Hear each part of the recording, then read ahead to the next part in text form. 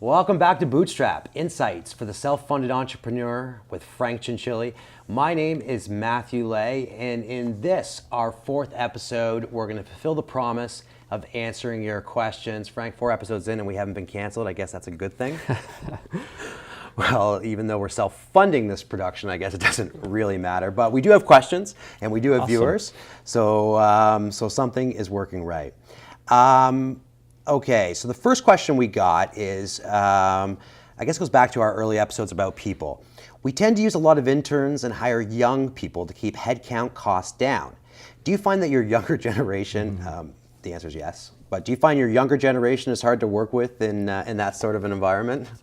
No, not necessarily. Okay. I mean, there's a number of reasons why we do that. I mean, I'm a firm believer in the internship programs. I'm actually very active in a lot of the business schools and colleges, encouraging them to get engaged in an entrepreneurial company while they're even still in school. Okay. And obviously the workforce is always competitive. Yeah. And people sometimes just want to interview and don't actually want to go and get experience until they get an actual paying job. Right? Yeah. But listen, if you do some internship, you're gaining experience. You're getting up in the morning. You're getting dressed. Yeah. And ultimately you're auditioning for a job. Right. And we've been very successful in bringing on many interns on a full-time basis because they've already been immersed in the culture. We know they're a fit.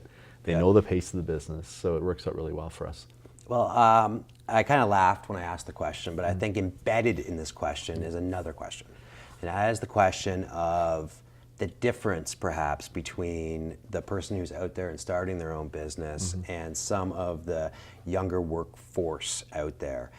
Call it the millennials. So is that a struggle that you face working with them now that you're, a little bit older?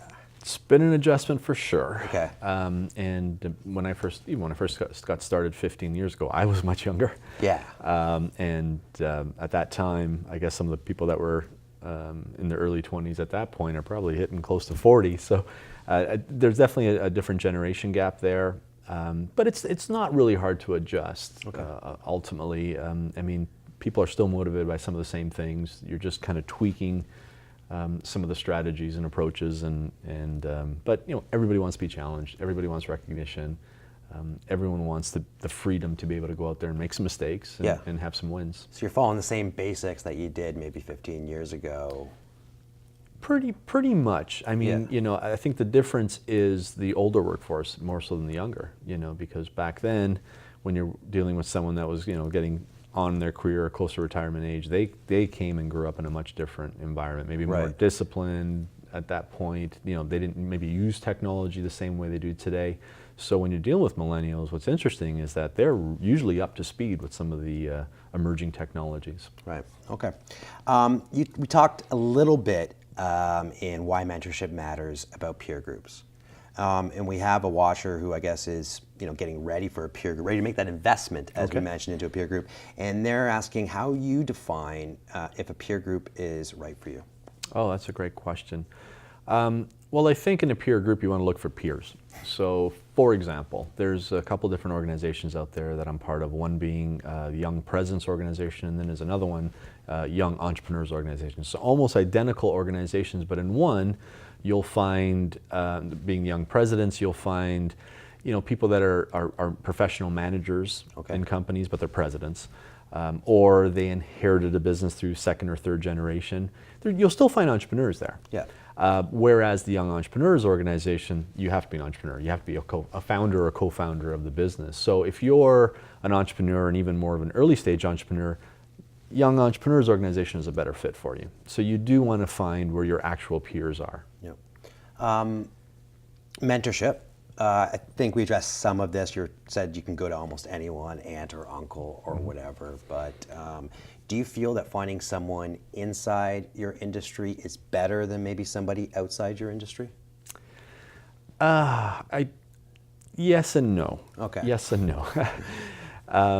It's almost like where some people say, well, do you hire from the industry or out? Obviously, if you hire from within the industry, you get someone who knows it already. But the downside could be some bad habits, or if you get someone from the outside, you get a fresh look. So I think in an ideal environment, you'd almost try and find one of each, if you can.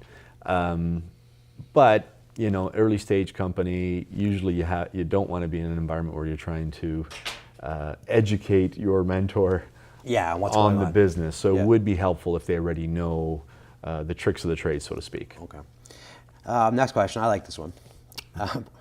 What are some of the biggest hiring mistakes you have made, or I guess that you see your managers make in this environment? Oh, well, I think some of the mistakes are where someone, especially in a sales capacity, where someone, let's say, has had some success at a competitor, Right. and they're big. Let's say they're big salespeople. You kind of, even if they're not a cultural fit, Yeah. you kind of get excited about the potential revenue, Yeah. and you hire them. And then what ends up happening is either they don't really succeed in your organization if it's younger and they don't have the same resources, or B, they can just be disruptive to the culture. Okay. Whether they come in with egos or feel that they're potentially better than everyone, even though they're not trying to be mean about it, Yeah. it's sometimes a culture clash for that person. Right. So you often hear hire first for culture, Yeah. and then skill, because you can always train. I think there's some truth to that. Okay. We have a question about sales. Okay. And this is somebody said that they've been, one of their struggles is figuring out what the KPIs should be that they are measuring salespeople by. And they always go back to just measuring how much they sold. So how do you define, I mean, if they're struggling because maybe they don't have the data, I'm thinking to myself, you don't have the data, you don't know how many calls or meetings to close or whatever it might be. What do you do to establish activity KPIs? Well, you've got to benchmark that, whether it's yourself as the founder, Yeah. Observing how many calls and appointments you've had to make, or you benchmark your top people if you already have a couple of guys that are Yeah. doing well, and then you start realizing that, hey, you know what, 3 meetings a week just isn't going to get it done. It's Right. not going to be enough revenue, and we're finding on average, it takes, let's say, 10 meetings a week to bring on a certain amount of business. And some people resist that, Yeah. or feel that, oh, I could do that, with half the effort. That's fine, but that's a one-off. Yeah. But generally the trend is that we know if you do this amount of activity, you'll get this outcome. Yeah, we do across the business. When we start with someone, we do a 10, 10, and 5 model, right? 10 meetings booked, 10 meetings ran, and you're quoting 5 times your funnel. And what I know we see is we've got some senior guys who are doing really good who aren't at 10, 10, and 5, but they're doing really well, and that's okay. Yeah. But it's the guys that are trying to get up there that do. Last question here is you mentioned in the people side that sometimes the organization matures and the people don't.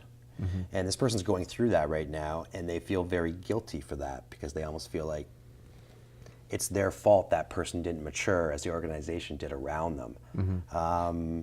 Have you been there, and what do you suggest? Just have to make the moves that need to be made? Or? Yeah, probably the saddest thing that can happen, or I've experienced in growing an organization, especially when it's growing quickly. Yeah. When an organization is going a little bit slower, then obviously it gives a chance for everybody to kind of keep up. But when things are happening and growth is paramount, if someone can't keep up, you've got a decision to make. Yeah. Especially if you can't kind of find a place for them. It's a difficult choice, but usually it's the right decision not only for the company, but it's also usually a right decision for the person as well. All right, well, that's all the time we got. If one of your questions were not answered here, well, I know you already got an email from Frank, or you already got the response because we made sure we got them all out there. Next week we go back to our normal format, which is the topic-based format, and it's going to be always be selling or how to create a sales culture. Until then, keep the questions and comments coming to the email that's on the screen or on the website, and tell your friends, your coworkers, your mentor about this show so we can keep the momentum going. And until next time, stay lean.